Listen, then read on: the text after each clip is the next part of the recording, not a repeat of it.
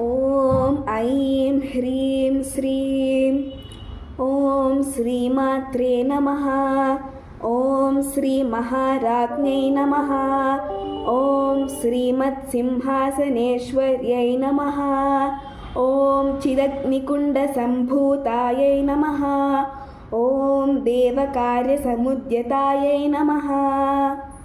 श्लोकम् ॐ श्रीमाता श्रीमहाराज्ञी श्रीमत्सिंहासनेश्वरी चिदग्निकुण्डसम्भूता देवकार्यसमुद्यता। ॐ उद्यद्भानुसहस्राभायै नमः। ॐ चतुर्बाहुसमन्वितायै नमः।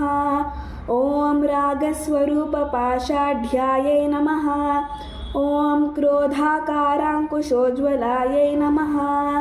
श्लोकम् ॐ उद्यद्भानुसहस्राभा चतुर्बाहुसमन्विता रागस्वरूपपाषाढ्या क्रोधाकाराङ्कुशोज्ज्वला।